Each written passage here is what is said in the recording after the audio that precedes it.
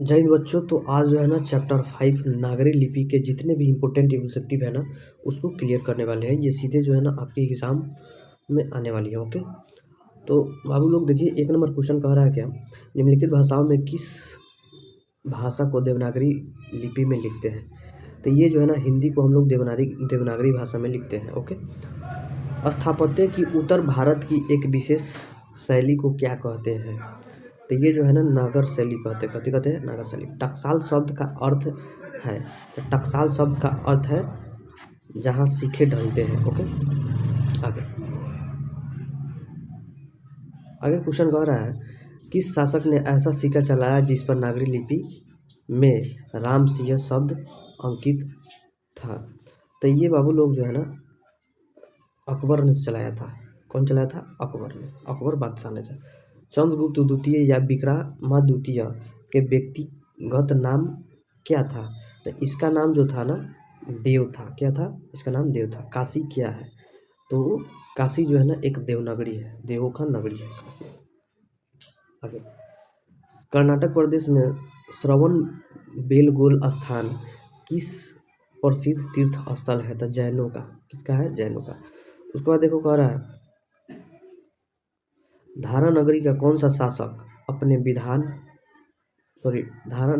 धारा नगरी के कौन सा शासक अपने विधानुराग के लिए इतिहास में प्रसिद्ध था। तो ये जो था ना बाबू लोग, ये परमार शासक भोज था। कौन था? परमार शासक भोज था। मराठी, नेपाली और नेवाड़ी भाषाओं की लिपि क्या है। तो मराठी और नेवाड़ी भाषाओं की लिपि जो है ना ये देवनागरी ही है। कची है? देवनागरी ही है। आगे देखते हैं, गुणाकर मूले ने मिडिल स्तर की पढ़ाई किस भाषा में की थी। तो ये जो है ना मराठी भाषा में की थी। कौन भाषा में? मराठी। मूले ने यानी गुणाकर मूले ने अंग्रेजी व हिंदी की पढ़ाई कहाँ पर की थी। तो इन्होंने वर्धा में की थी। कहाँ की थी? वर्धा में। नेपाली भाषा किस लिपि में लिखी जाती है। तो नेपाली भाषा देवनागरी का ही एक भाग है, देवनागरी भाषा में लिखी जाती है। उसके बाद देखो 13 नंबर क्वेश्चन देखते हैं, ये जो भाषा लिखा है ये कौन भाषा में लिखा हुआ है। तो मराठी भाषा में लिखा हुआ है। कौन भाषा में? मराठी। बांग्ला लिपि प्राचीन नागरी लिपि है। बांग्ला लिपि में प्राचीन नागरी लिपि कौन है। माने बांग्ला भाषा में इसमें कौन ऐसा जो है ना लिपि है। तो ये हो जाएगा बोहन। बोहन जो है बांग्ला भाषा का प्राचीन लिपि है। आगे,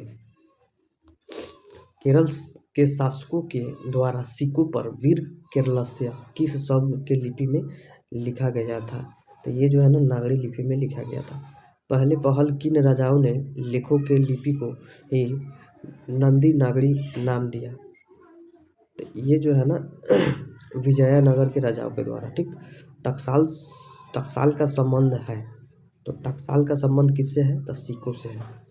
चलो, श्रवण बेला स्थान का संबंध किससे है। तो श्रवण बेला स्थान जैनों से ना है जी, जैनों से है। किससे है? जैनों से। नागरी लिपि का शीर्षक निबंधकार कौन है। तो गुणाकर मूले है। कौन है? गुणाकर मूले। नागरी लिपि शीर्षक पाठ की पुस्तक से लिया गया है, अक्षर ज्ञान से लिया गया ना। कहाँ से लिया गया है? अक्षर ज्ञान या भारतीय लिपि की कहानी, भारतीय लिपियों की कहानी से। ठीक, आगे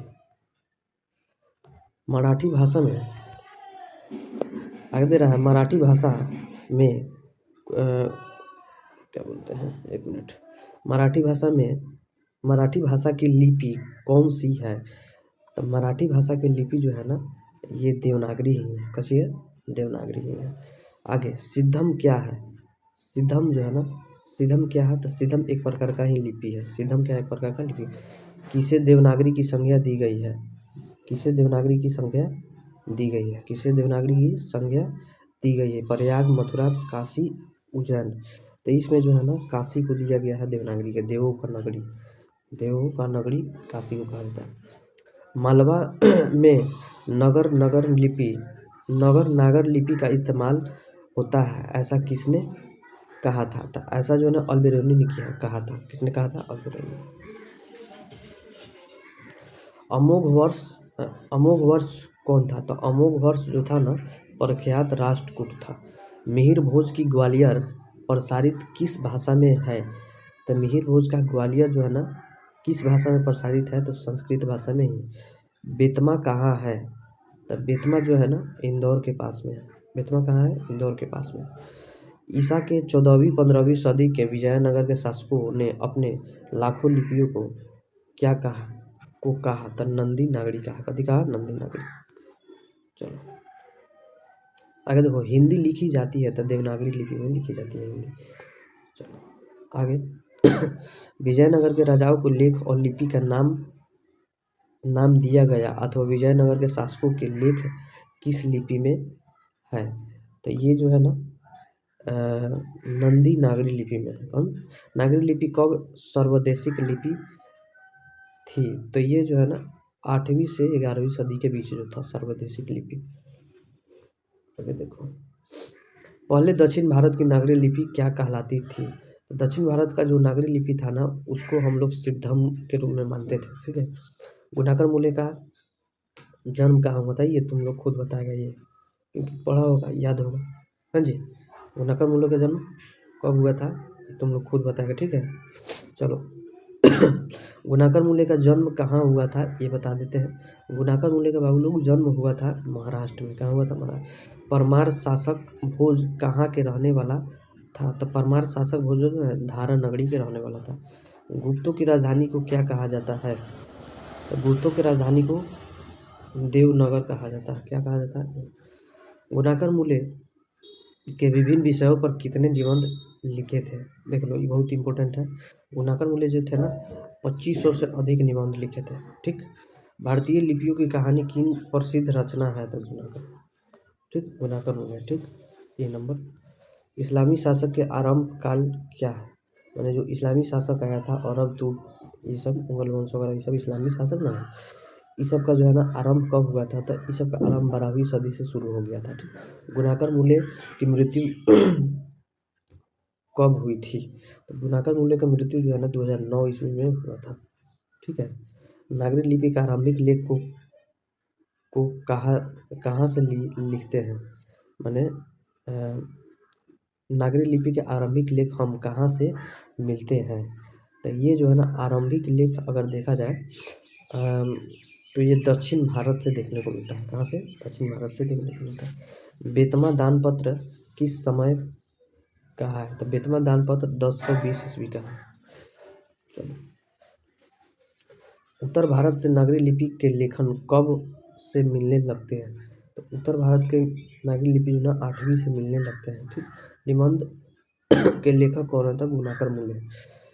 उसके बाद देखो, तमिल मलयालम तेलुगु कन्नड़ भाषाएं है, ये किधर का भाषा है? तो ये जो भाषा है ना दक्षिण भारत की है। कहाँ का है? चलो इम्पोर्टेंट क्वेश्चन आ गया। रामायण की रचना किस भाषा में की गई थी? तो संस्कृत में की गई है। संस्कृत में। अच्छा, रामायण का जो है लेखक कौन है, मैंने रचयिता कौन है, इसको जो है आप लोग कमेंट कीजिए जल्दी फटाफट।